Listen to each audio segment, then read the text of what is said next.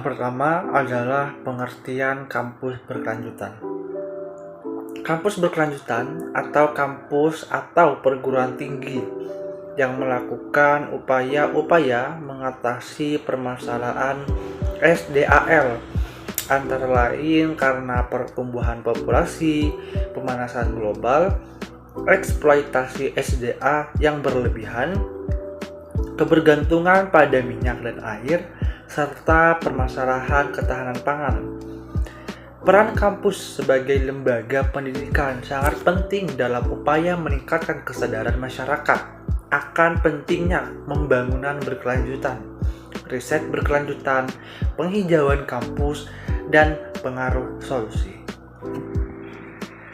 Dalam hal ini, kampus memberikan beberapa kontribusi, yaitu yang pertama, kampus mengenalkan wacana berkelanjutan, khususnya dalam bidang pendidikan dan penghijauan kampus.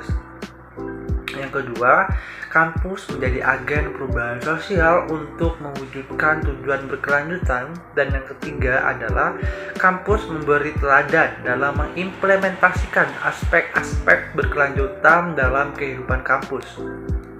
Secara umum, pembangunan berkelanjutan menjadi arah pembangunan dengan 17 tujuan yang diterapkan dalam Sustainable Development Goals atau SDGs. Perguruan tinggi menjadi elemen penting dalam menciptakan pembangunan berkelanjutan tersebut, sehingga program kampus berkelanjutan tersebut menjadi suatu keniscayaan. Kontribusi perguruan tinggi dapat dilakukan melalui peningkatan anggaran untuk mewujudkan infrastruktur kampus ramah lingkungan dan fasilitas aktivitas berbasis lingkungan, perbaikan aspek transportasi, pelibatan seluruh sivitas akademik dalam setiap program berkelanjutan, dan meningkatkan pengolahan limbah cair dan padat atau sampah menurut Mukarramah tahun 2020. Perguruan tinggi di seluruh dunia serius melakukan upaya pengurangan dampak negatif terhadap lingkungan dan mengurangi anggaran untuk energi. Banyak lembaga mencoba mempengaruhi perilaku individu agar melestarikan lingkungan itu membudaya. Ratusan bahkan ribuan kampus di seluruh dunia berkomitmen sebagai kampus berkelanjutan. Pemerintah kota melakukan hal yang sama meskipun belum semua kebijakan dan proyek dikembangkan menggunakan pendekatan ekosistem. Aspek Green Campus menurut UI atau Greener Metric tahun 2009 ini terdiri dari 6 kategori dan UNEP menetapkan 10 kategori. Nah, 10 kategori itu bisa dilihat di slide di samping. Masyarakat perkotaan sangat rentan terhadap dampak perubahan iklim karena besarnya jumlah penduduk, penggunaan infrastruktur yang intensif, dan rutinitas kegiatan ekonomi. Akibatnya, konsentrasi gas rumah kaca memicu pemanasan global. Akibatnya, lingkungan dan kualitas makhluk hidup adalah tanggung jawab semua pemangku kepentingan termasuk perguruan tinggi.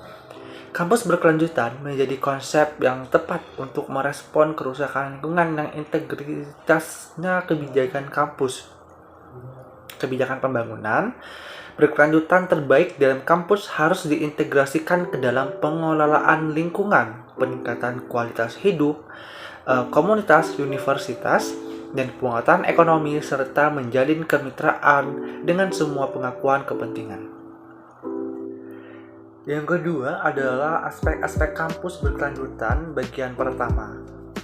Aspek-aspek kampus berkelanjutan yang diuraikan pada materi ini mengikuti 3 dari 6 kategori yang digunakan oleh UI Green Metric pada tahun 2019. Setiap aspek kampus berkelanjutan ini terdiri atas beberapa indikator yang selalu diperbaharui dan dilengkapi setiap tahun sesuai wacana baru terkait kampus berkelanjutan. Penataan dan infrastruktur hijau memberikan gambaran umum kecenderungan kampus terhadap lingkungan yang hijau. Indikator ini akan menunjukkan sebuah kampus layak disebut kampus hijau atau tidak. Tujuannya adalah memacu perguruan tinggi untuk menyediakan lebih banyak ruang terbuka hijau untuk penghijauan dan menjaga lingkungan sekaligus energi yang berkelanjutan. Kemudian A. Aspek infrastruktur hijau. Aspek infrastruktur hijau meliputi penataan dan infrastruktur hijau yang diukur melalui indikator-indikator sebagai berikut. 1.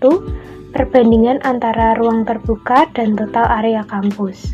Yang kedua, persentase area kampus yang berupa hutan, yaitu area yang ditutupi pohon.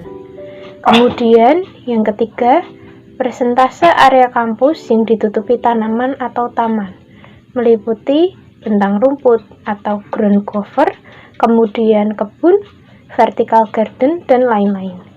Kemudian yang keempat, persentase luas permukaan dalam kampus yang menyerap air, meliputi tanah dan konblok. Kemudian yang kelima, total ruang terbuka dibagi populasi kampus, meliputi jumlah mahasiswa, tenaga pendidik, dan tenaga kependidikan. Kemudian yang keenam, persentase anggaran kampus yang dialokasikan untuk mewujudkan kampus yang berkelanjutan. Kemudian aspek B, yaitu aspek energi hijau dan perubahan iklim. Aspek energi hijau dan perubahan iklim diukur melalui indikator-indikator, yaitu yang pertama, pemanfaatan peralatan hemat energi, yaitu penggunaan bola lampu berdaya kecil, LED, alat yang bekerja otomatis untuk menghidupkan dan mematikan lampu sesuai kondisi lingkungan, dan mengganti perangkat yang konvensional yang membutuhkan banyak energi. Kemudian yang kedua, implementasi smart building. Kemudian yang ketiga, jumlah sumber energi terbarukan yang dikembangkan di dalam kampus. 4. Penggunaan listrik total dibagi populasi kampus meliputi jumlah mahasiswa, tenaga pendidik, dan tenaga kependidikan. Kemudian yang kelima, rasio antara produksi energi hijau atau terbarukan dan total penggunaan energi per tahun.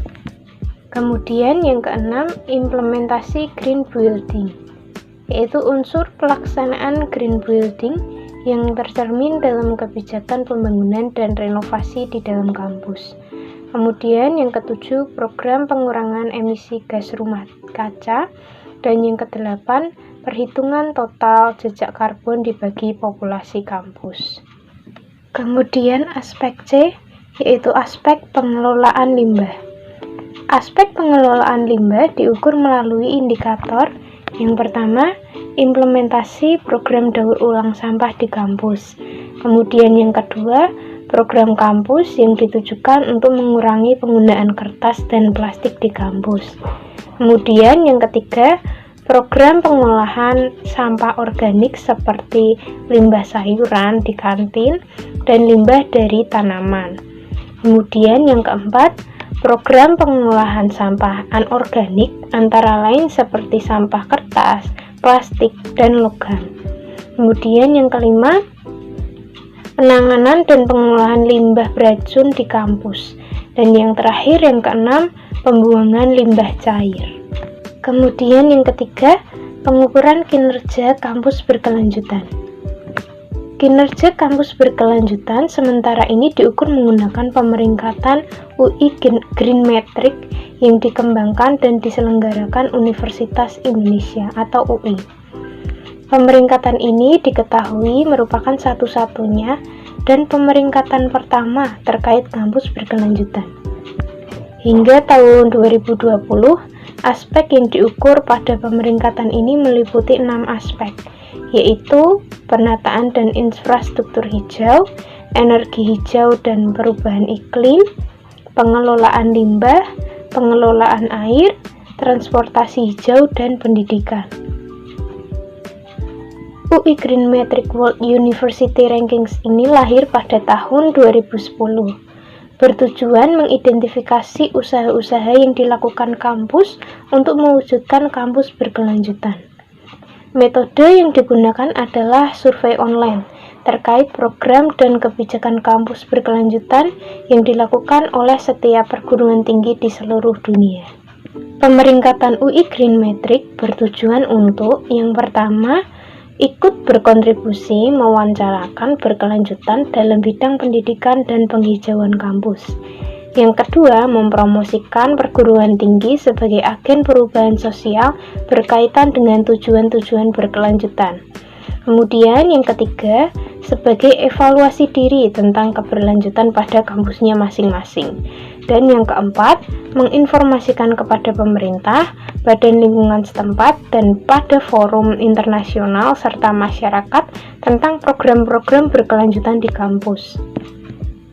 Manfaat keikutsertaan pemeringkatan ini adalah yang pertama, internasionalisasi dan pengakuan pada percaturan global.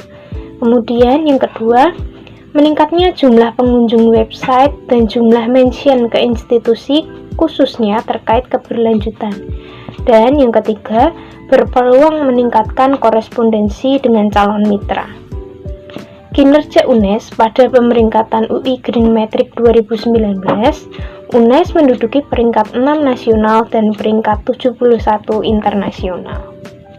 Dalam data yang telah disajikan ini, nilai tertinggi diperoleh pada kategori pendidikan, diikuti berturut-turut dengan kategori transportasi, air, energi dan perubahan iklim, penataan dan infrastruktur, dan limbah.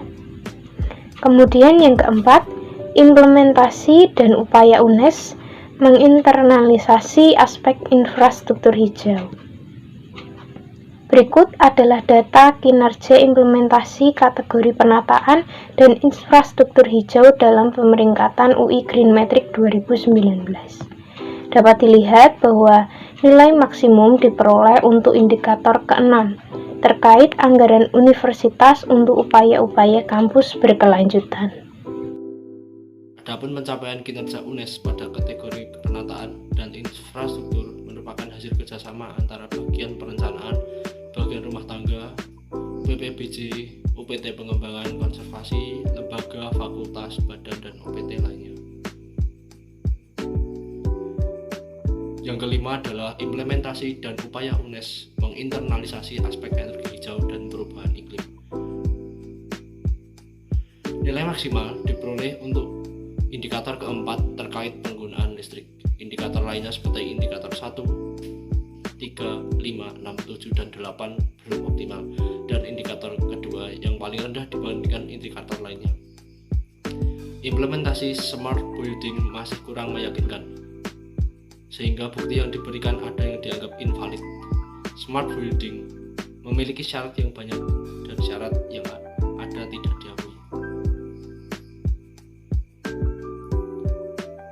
Adapun contoh pencapaian kerja UNES pada kategori ini, terutama atas upaya bagian perencanaan, bagian rumah tangga, UPPBJ, dan UPT pengembangan konservasi.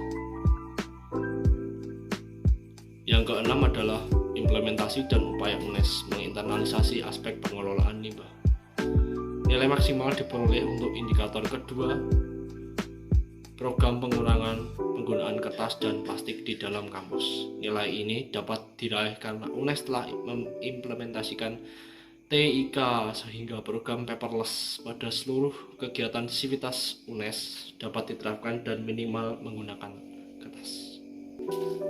Penggunaan plastik sekali pakai pada tahun 2019 juga sangat minimal karena telah diberlakukan peraturan rektor terkait hal tersebut. Saat ini, UNES memiliki kemampuan mengolah sampah 5-6 ton setiap hari, membuat kompos dalam jumlah besar, dan membudidayakan maggot menggunakan sampah organik basah. Maggot ini digunakan sebagai bahan baku pangan berprotein tinggi.